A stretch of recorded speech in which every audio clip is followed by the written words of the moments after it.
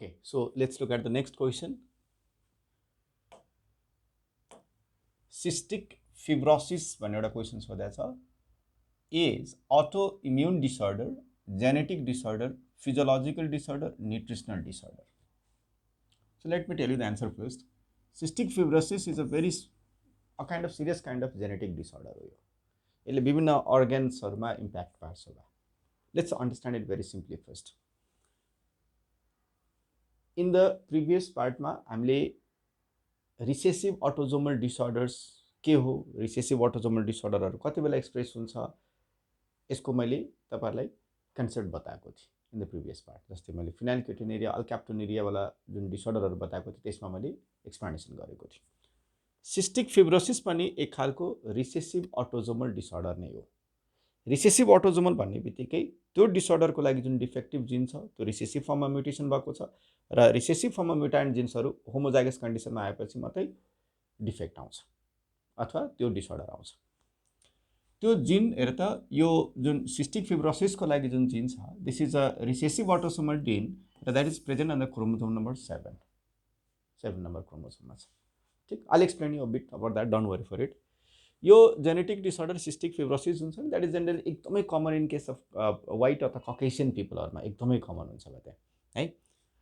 This disorder यो जुन genetic disorder छ एउटा इनबोर्न जेनेटिक डिसअर्डर छ जुन छ because of the defective gene मा there is a failure of, I will explain it first. Actually here त failure of chloride ion transport mechanism that is followed by जसले गर्दा there is elevated level of sodium and chloride ion in the sweat. पसिनामा त्यहाँ sodium र chloride आयन्सको level चाहिँ एकदमै बढी भइदिन्छ. एउटा feature यो जुन मैले एक्सप्लेन गर्छु नआतिनुस्. हेर त एउटा चाहिँ यो भनेको excessive salt in the sweat एउटा त्यो. अर्को भनेको there is accumulation of thick र स्टिकी म्युकस. जति पनि हाम्रो प्यासेजहरु छ बडीको जुन जस्तै फर इक्जाम्पल हाम्रो प्राइमरी ब्रोन्कसहरु छन् हैन अथवा विभिन्न डक्ट्सहरु जुन छ त्यो डक्ट्सबाट जुन विभिन्न खालको सेक्रेसन्सहरु भइरहेका हुन्छ त्यो सेक्रेसन्स हुनको लागि त एकदमै पातलो फ्लुइड हुनु पर्यो त्यहाँ. तर कुनै कारणवश त्यहाँ थिक भइदियो, म्युकस नै एकदमै गाढा भइदियो अनि त्यहाँनिर चाहिँ नि तिनीहरुको मोबिलिटी नै कम भयो भने त एकै ठाउँमा त जम्यो नि त कुरा, त्यसको फ्लो नै राम्ररी भएन के हो. यो थिक म्युकस एक्युमुलेट्स, स्पेशली त्यो पल्मोनरी डिसअर्डर भइदिन्छ, लङ्समा प्रब्लम आइदिन्छ बढी. रेस्पिरेटरी पाथहरुमा रेस्पिरेटरी जुन पाथ छ हेर त यो जुन ट्र्याकिया छ, प्राइमरी ब्रोन्कस फेरि सेकेन्डरी ब्रोन्कस भनेर लङ्समा गएको तिमीले पढेको छौ हैन. जस्तै फर इक्जाम्पल अघि नै मैले भने जस्तो जस्तै प्यानक्रियाटिक डक्ट जुन पछि इसोफेगसमा गएर ओपन हुन्छ त्यही डक्टमा प्रब्लम थिक म्युकसले गर्दाखेरि केही कुरा जुन राम्रो ट्रान्सपोर्टेसन फ्रीली ट्रान्सपोर्टेसन हुनुपर्ने थियो त्यो भएन.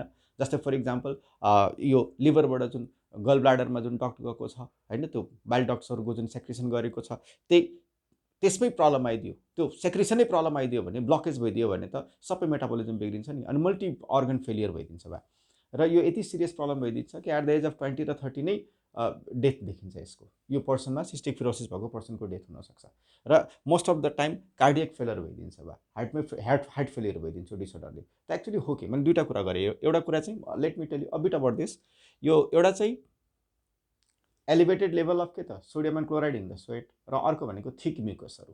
जस्तै भएको के हो listen, there is a protein called as CFTR भनेर. Listen carefully. CFTR. I'll make you understand. Don't worry. CFTR is cystic fibrosis. म एकदमै सजिलो लाइनमा बोल्छु, तपाईको लेभलकै हिसाबले कुरा गर्छु, त्यही भएर आतिने जरुरी छैन है. ट्रान्स मेम्ब्रेन conductance रेगुलेटर भन्छ यसलाई. Conductance regulator. सर यो हो के वास्तवमा? They are actually the group of channel proteins.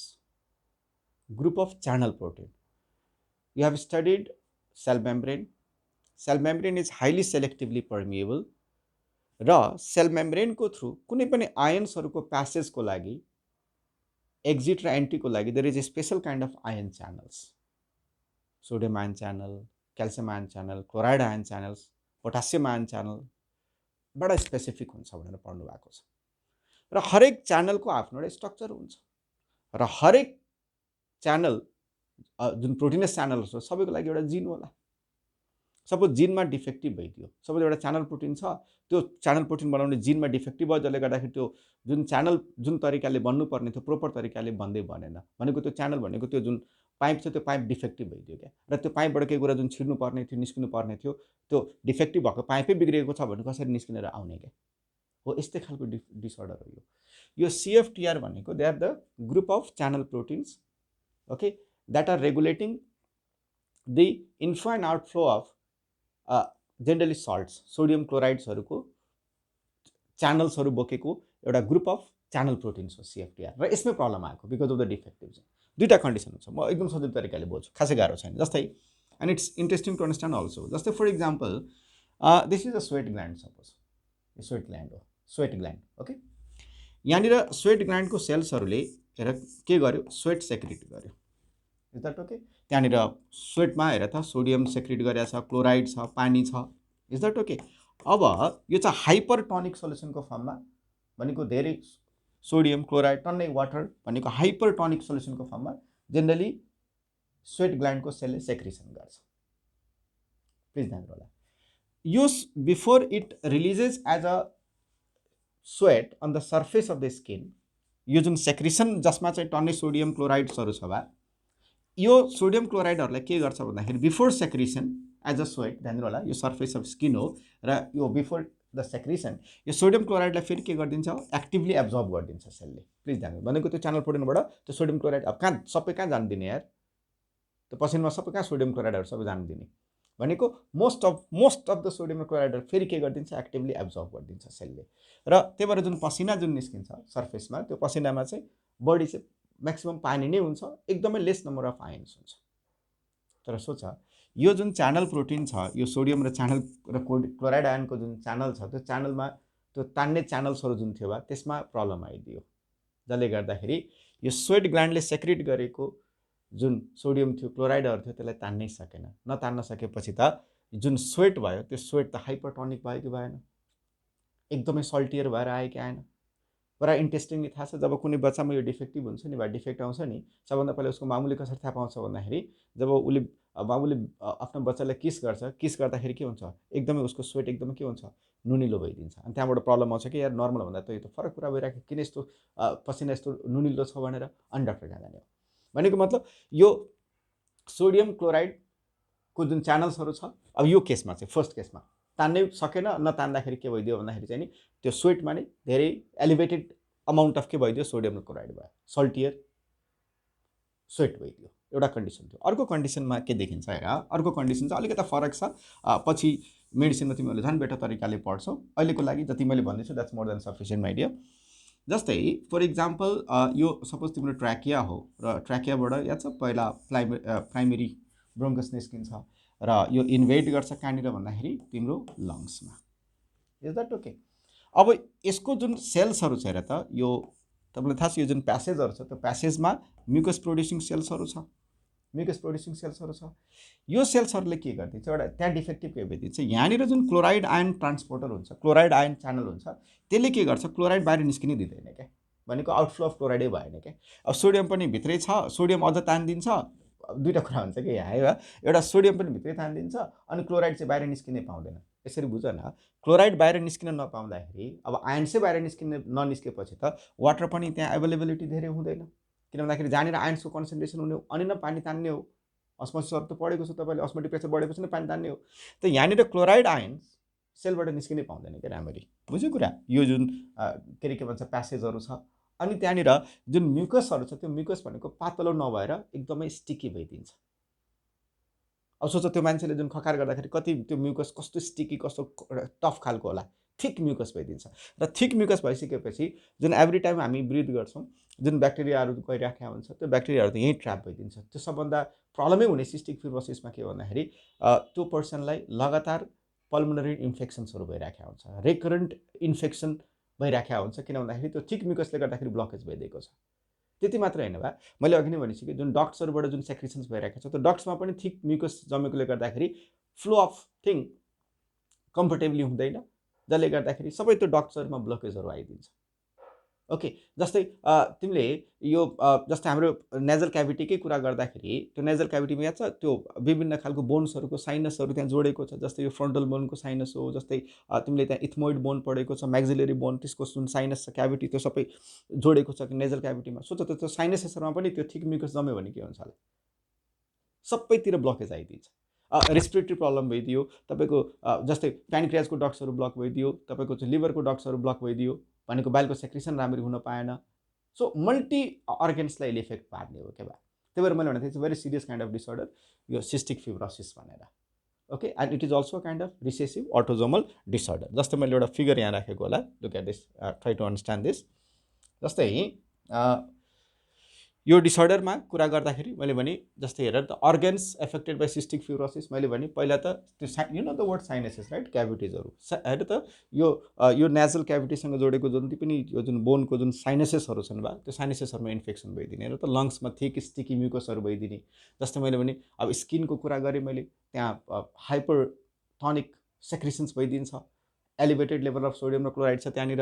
हेर त लिभरमा त्यो ब्लकेज अफ त्यो डक्ट्सहरू, त्यो जुन बाइल निस्कनु पर्ने, बाइल सेक्रेसन गल ब्लाडरमा हुनुपर्ने, त्यहाँनिर प्रब्लम भइदिने वा। सो प्यानक्रियाजमा ब्लकेज आइदिन्छ, प्यानक्रियाजिक डक्ट्सहरूमा थिक म्युकस सेक्रेसन्स, जुन थिक म्युकस भएको छ त्यसले गर्दाखेरि त्यहाँ सेक्रेसन्समा अप्ठ्यारो भइदिन्छ। So multi organs are affected by this. Now this is a kind of cystic fibrosis which is a kind of recessive autosomal disorder of the gene present on the chromosome, that chromosome number 7, that is autosome major. Is that okay? Now let's come to the next question.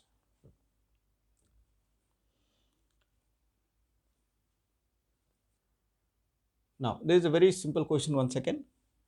If a color blind, यो blood ग्रुपबाटै छ question. अस्ति मैले blood ग्रुपको कुरा गरेको थिएँ, तपाईँहरूलाई मैले एलिलिक नन एलिलिक इन्टरेक्सन्सहरूको कन्सेप्ट बताएको थिएँ। Listen, if a colour blind man marries a daughter of a color blind man, then what, होइन ब्लड ग्रुपको होइन, यो सेक्स लिङ्कको क्वेसन हो, केही छैन बा।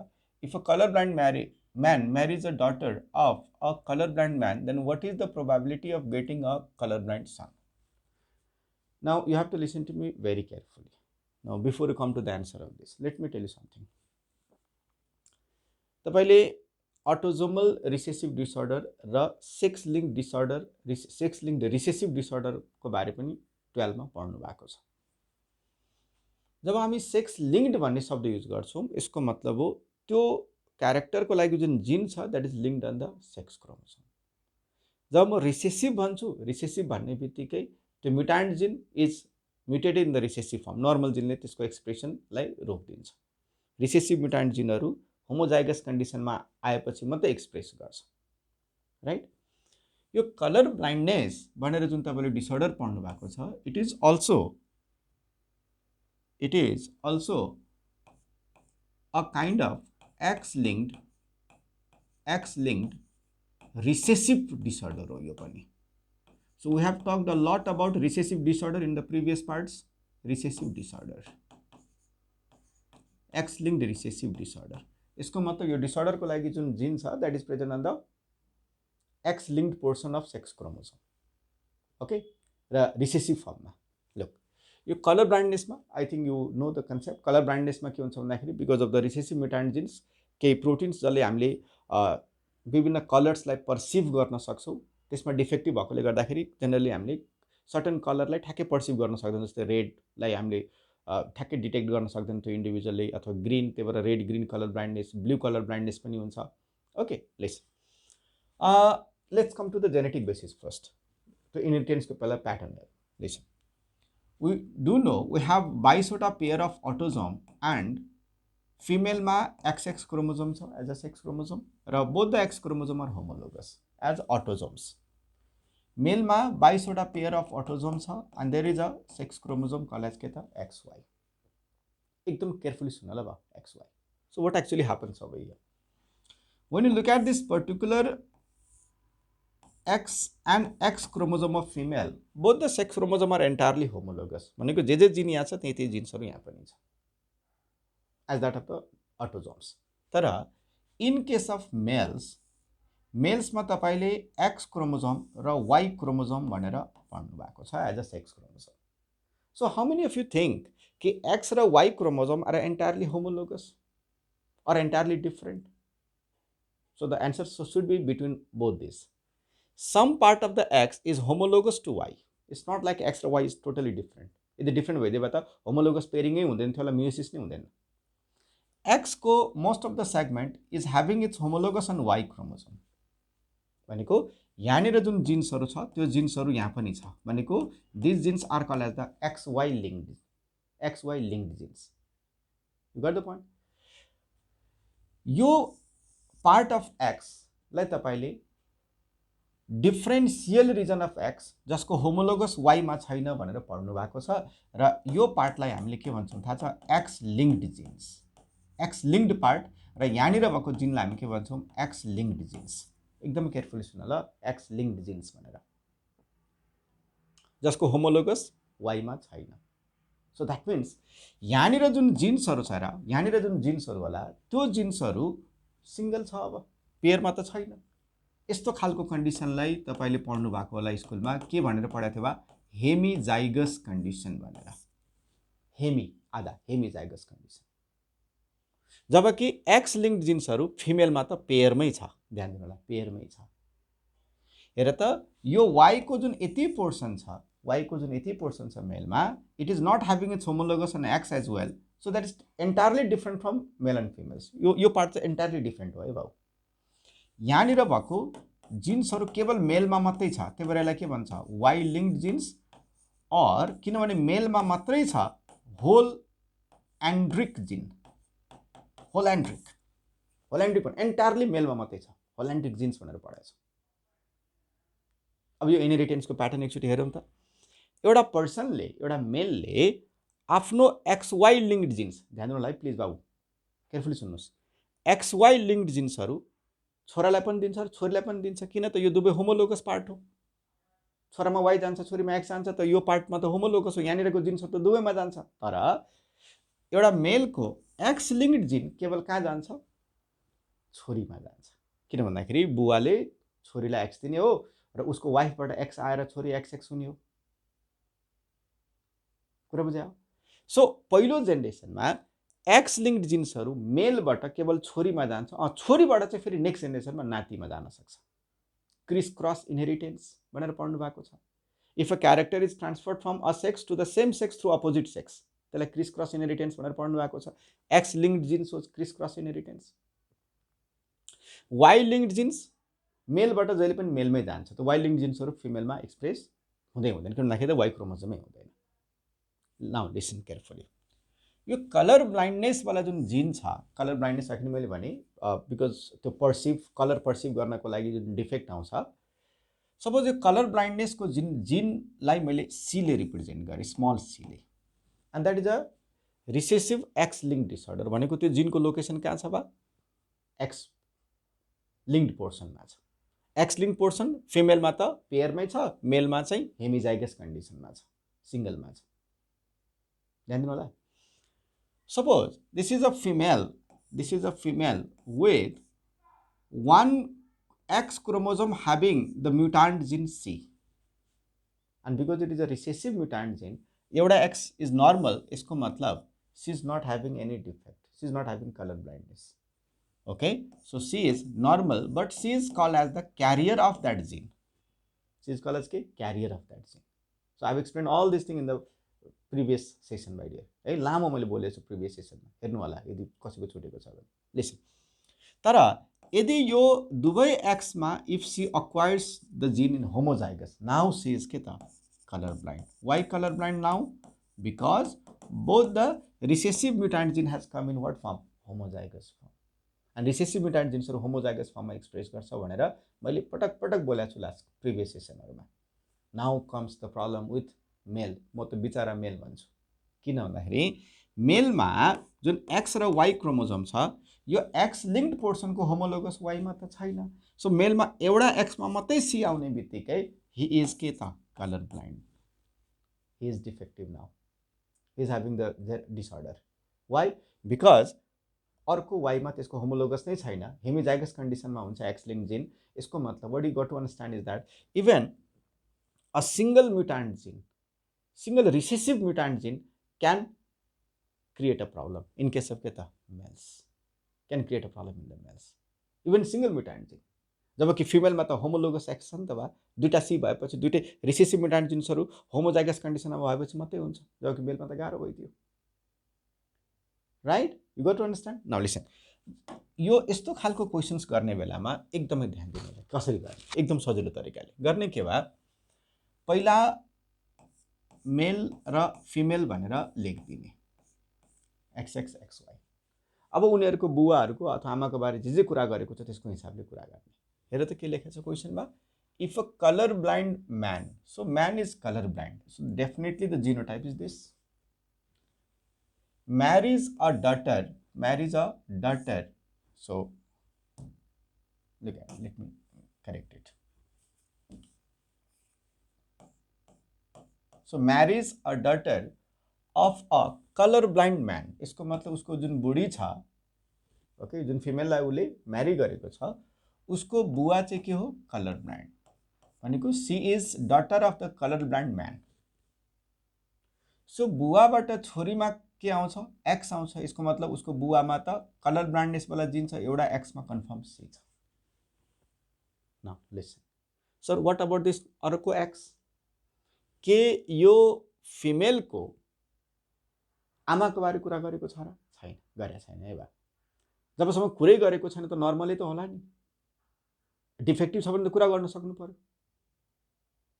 तिमीले एउटा मान्छेमा डिफेक्टिभ भएपछि न ए डिफेक्टिभ भन्छौ, अब होइन भने त नर्मलै हो नि। यसको मतलब genotype of the female is this and genotype of the male is this, right? अब यसको ग्यामेट्सहरू के बन्छ, एउटा एक्स खालको र एउटा के त कलर ब्लाइन्डनेस जिन भएको। मेलको ग्यामेट कस्तो बन्यो, एक्स र वाई। अब यो एक्स र यो एक्स फ्युज गर्यो भने फिमेल बच्चा भयो, तर क्यारियर, कलर ब्लाइन्ड चाहिँ भने क्यारियर हो, के भन्दाखेरि एउटा नर्मल जिन छ, नर्मल जिनले यो रिसेसिभ म्युटान्ट जिन हो, यसलाई सप्रेस गरिदिइहाल्छ, नर्मलै हुन्छ। हेर यो र यो भेट्यो भने नर्मल खालको छोरा पायो, this is male, very normal male जन्मियो। हेर यो र यो भेट्यो भने हेर त एक्सी, look at this X and this X, now she is the female child but she is colour blind, र यो भेट्यो भने मेल चाइल्ड एन्ड अल्सो के त कलर ब्लाइन्ड। यसको मतलब चार खालको बच्चाहरू हुन सक्छ उनीहरूबाट, यो प्यारेन्ट्सहरूबाट चार खालको बच्चाको कम्बिनेसन आउँछ, जसमा हेर त दुईटालाई डिसअर्डर छ,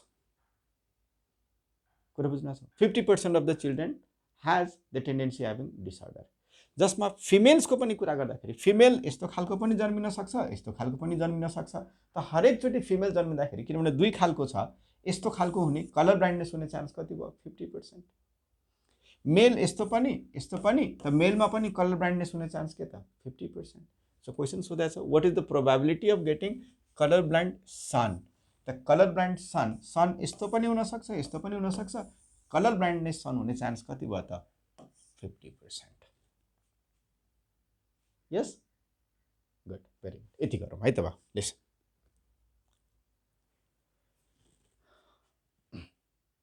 so let's look at another question.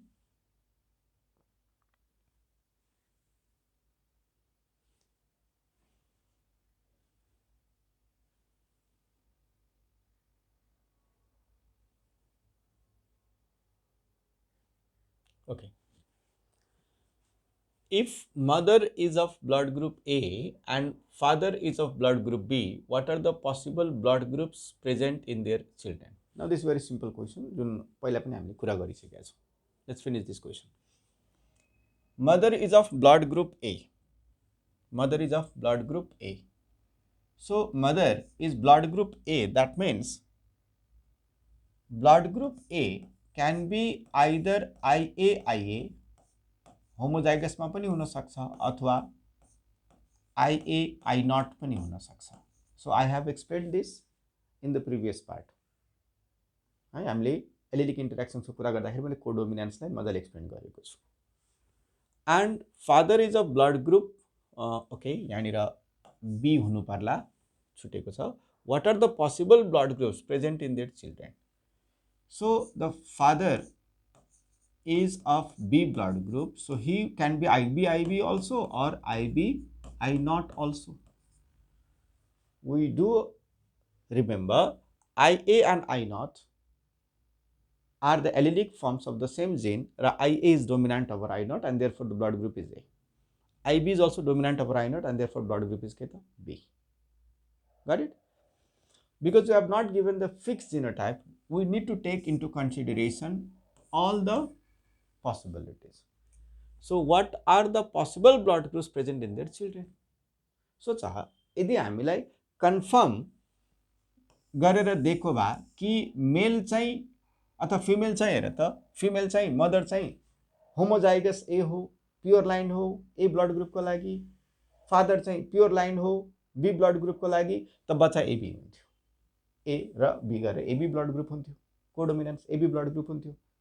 तर हामीले त फिक्स दिएको छैन। So female mother can be this also, I not also or IB I not also. So if this is the case, किनभने possibilities सोधेको छ हेर त, possibilities सोधेको छ भने यदि यो जीनोटाइप र यो जीनोटाइप हामीले लियो भने हेर त यो IA and IB भेटेपछि कस्तो खालको ब्लड ग्रुप एक्सप्रेस भयो बच्चामा AB, IA र I not combination will give rise to A blood group. हेर त IB I not B blood group, I not के त भयो O blood group. So all the blood groups can be possible if the mother is B blood group and mother is A blood group and father is B blood group. Is that okay? So what are the possible blood groups for देखो छ? So if they are heterozygous form, हेर त I not अथवा IB I not छ भने सबै possibility छ. So हेर त यो अप्सन ए हेरौँ त A B अनि O. Okay, so all are possible. Okay, ल यति गर्छु यो पार्टमा।